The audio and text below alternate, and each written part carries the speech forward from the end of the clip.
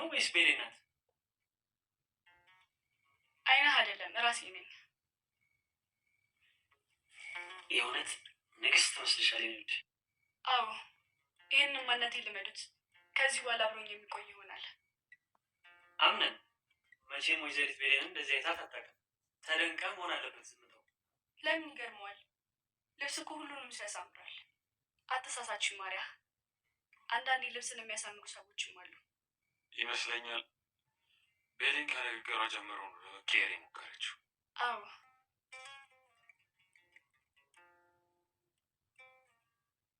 እኔና ባሩክ ፍቅር ጀመረናል። አዎ በእውነት የኔ ደስታ የሚያስደስሽ ከሆነ ይህን ነገር ትቀበያለሽ። የኔ ልጅ እውነት ፈልገሽው ነው ይህን ነገር እያደረግሽ ያለሽው?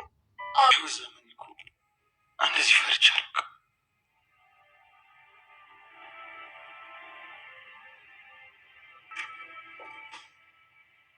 ይቅርታ። ይህን ቃል ደጋግመህ ከማለት የተነሳ ቀለለህ አይደል? የውሸትን የማስመሰል ነው አያምርብሽም። አንተም እኮ ካስመሳይ ሰው ጋር መቆም አያምርብህም። አፈቅርሻለሁ በባሪ። አዎ አንተ እኮ በተችላ ቢሆንልህ ሁሉንም ሰው ታፈቅራለህ። የተፈጥሮ ግዴታ ይዞ ነው እንጂ። የዋሙ ጥቅም አልባ ልፋት ነው ማለት ነው። አዎ መለየት ላንቺ እንደዚህ ቀላል ነው? ያስታመም ሲቀብር ብዙ አያለቅስም።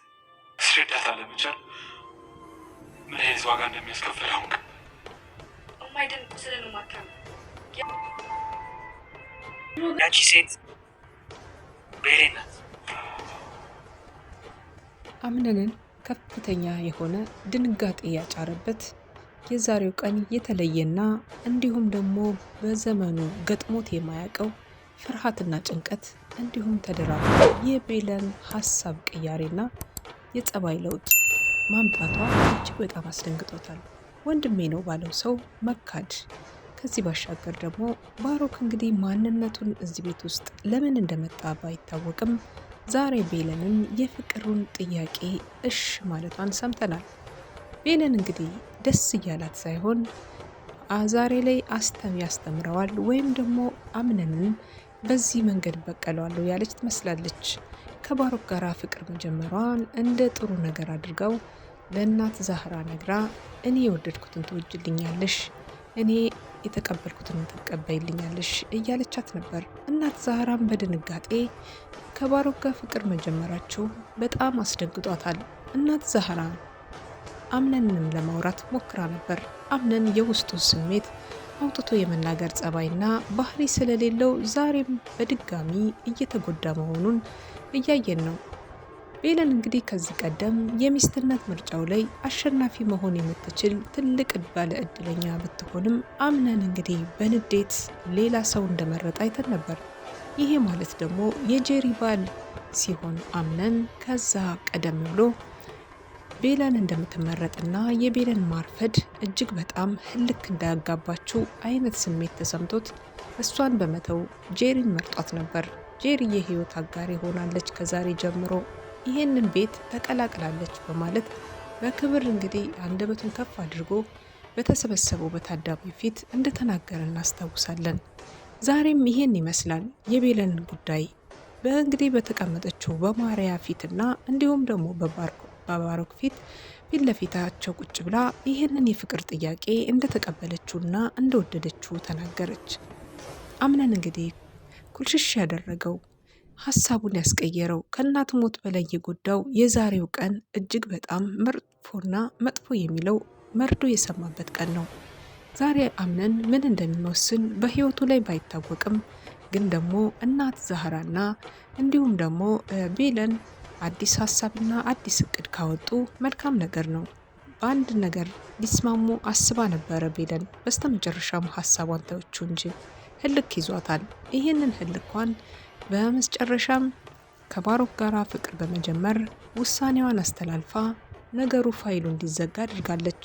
አንድ እድል ልስጠው ለአምነን ሚስጥረኛዬ፣ መልካም ሰው፣ እጅግ በጣም እያለች ምትሳሳለት የነበረውን አምነን ወደ ኋላ ትታ አሁን ከባሮክ ጋር ፍቅሯን ጀምራለች። ባሮክ ሴረኛና በጣም ረጅም ርቀትን ለመሄድ የሚያስብ ሰው ሲሆን ዛሬ ላይ እንግዲህ ከካታሊና ጋራ የሚሰራው በጣም ብዙ ወጥመድ ያላቸው ሴራዎቹ ዛሬም በጓሮ ላይ ምን እንደቀበረ ባይታወቅም አሁንም ቢሆን በወንድሙ ላይ እንዲሁም ደግሞ በዚህ ንብረት ላይ እያሴረ ያለው ሴራው ቀጣይነቱ መጀመሪያ ቤለንን መንጠቅ፣ ቀጥሎ ድርጅቱንና ንብረቱን ማውደም እንዲሁም ያለውን ነገር ሁሉ መቀማት፣ በስተመጨረሻም አምነን ራሱን አጥፍቶ ተብሎ እንዲዘገብለት ይፈልጋል ባሮክ።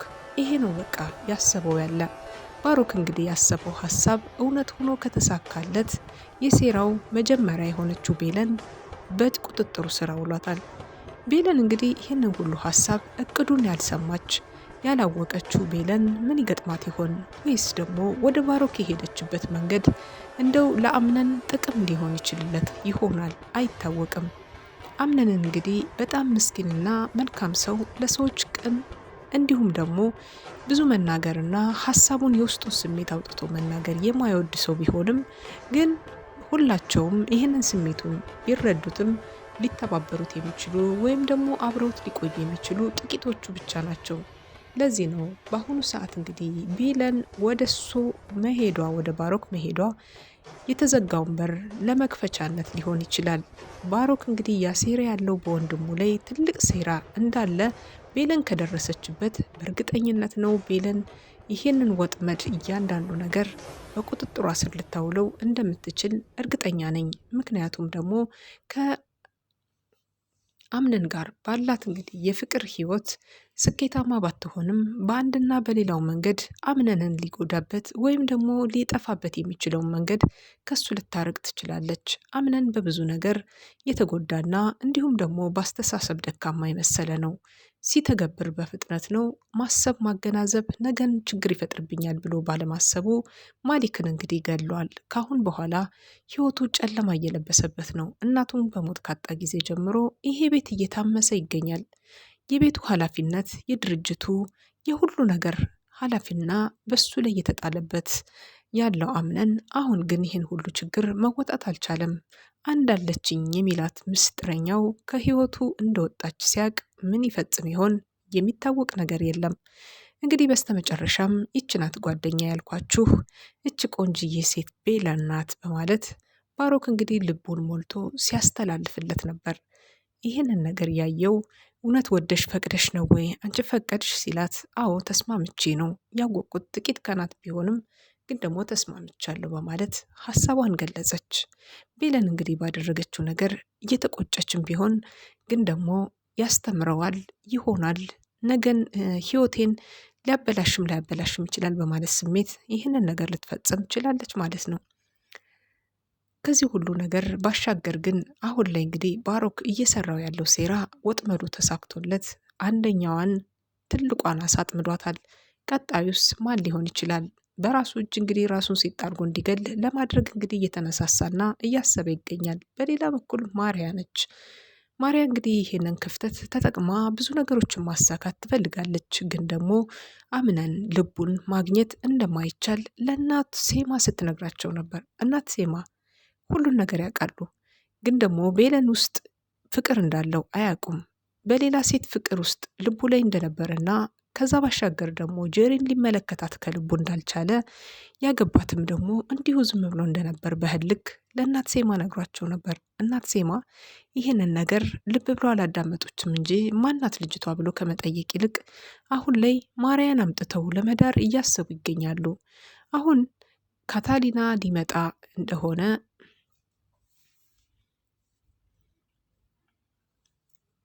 የማሪያ አባት ሊመጣ እንደሆኑ አሁን ላይ እያወቁ ነው። ይሄንን ነገር ደግሞ ድግሱን ሊያዘጋጁና ማርያን እንግዲህ ከአምነን ጋር ለመዳር ዝግጅት እየጨረሱ ይገኛሉ። ይሄ ማለት ደግሞ ማሪያ በፍላጎቷ አምነን ደግሞ በግዴታ ሊሆን ነው ማለት ነው። ምክንያቱም እነሱ የልጅነታቸው ታሪክ ጓደኛሞች እንዲሁም ደግሞ የቃቃ ጨዋታ ባልና ሚስት ቢሆኑም አምነን ያለ ፍላጎቱ ዛሬ ለሁለተኛ ጊዜ ሊያገባ ነው ማለት ነው። ቤለን እንግዲህ ያለ ፍላጎቱ እሱን አስተምራለሁ ቀጣለሁ ባለችው መንገድ ባለባበሴ ከሆነ የጠላኝ በማለት የሄደችበት መንገድ ስህተት እንደሆነና ትልቁን መንገድ እንደሳተች እናት ዛራም ቢነግሯትም ግን ደግሞ ይህንን ምክር የመከረቻት ማንም አይደለችም። ያው የምናቃት ከዚሁም ከሁሉም ቤት የምትጠላዋ ሴት ሁላችንም የምናቃት እሷው ነበረች መካሪዋ። የእሷን ምክር ከእሷ ቅርርብ ጋር ያላትን ነገር እንደማይወዱላትና ሁሉም ሰው እንደሚጠላት እንዲሁም የእሷ ምክር ደግሞ እንደሚያጠፋ ጉድጓድ ቆፍሮ ራስን በራስ እንደመግደል እንደመሆን ሁሉንም ነገር ቢነግሯትም ልትሰማ አልቻለችም። ዛሬ ልብስ ቀይሬ አምሮብኝ ውበቴን ተቀይሬ እንደዚህ ሆኖ ሲታይ ነው ሰው የሚወደደው በማለት አምነን ላይ ያላትን ትልቁን የፍቅር ቦታ ያጣች ትመስላለች። ነገ ከነገ ወዲያ ምን እንደሚከሰት ባይታወቅም በቤለንና በአምነን መካከል ያለው ነገር ተቋርጧል። አምነን በራሱ ምን እንደሚወስን አይታወቅም። እንዲሁም ደግሞ ጉድጓድ ቆፋሪ የሆነው ወንድሙ እጅግ በጣም በደስታ እየተፍነከነከ ይገኛል። ነገሩ እንደዚህ ነበረ ሲጀምር። አምነን እንግዲህ ቤለን የፍቅር ጥያቄውን ወይም ደግሞ እሱ እንደሚያፈቅራት እየነገራት በነበረ ሰዓት ከደረጃ ሆኖ ያዳምጥ ነበረና ይህንን ሹክታ የደረሰለት እንደሚያፈቅራት አምነን ለቤለን እየነገራት ለእኔም አስቢልኝ እኔ አፈቅርሻለሁ ተለይቶ መኖር አልችልም እያለ እየነገራት በነበረ ቅስፈት ነበር ወደ ባሮክ ጆሮ እንግዲህ አፈቅርሻለሁ የሚለው ቃል ተደመጠው። ባሮክ እንግዲህ ጊዜም አላጠፋም።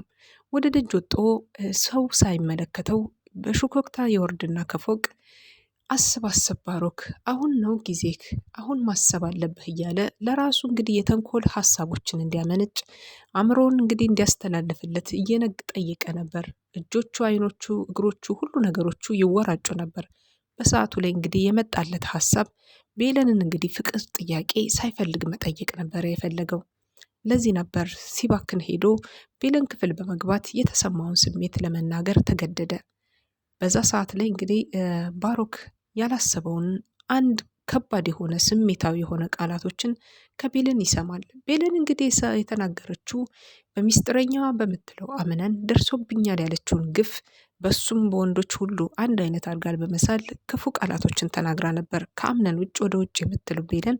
አሁን እንግዲህ በስተመጨረሻም አምነን ሊበቀለኝ አይገባም እኔ ነኝ መበቀል ያለብኝ በማለት ሀሳቧን እንግዲህ ባልታሰበ ሁኔታ በመጥፎ ሂደት ውስጥ ተግብረዋለች ማለት ነው። የፍቅር ጥያቄውን እንደተቀበለችውና እንዲሁም ደግሞ እንቅልፍ ሊወስደው እንዳልቻለ እሱም እደጅ ቁጭ ብሎ ሲንቆራጠጥ ነበር። አምነን እንግዲህ ለመውደቅ እየተዘጋጀ እሱ ደግሞ ከፍ ለማለት እየተዘጋጀ ባሉበት ቅስፈት ሁሉም ነገር ተቀየረ።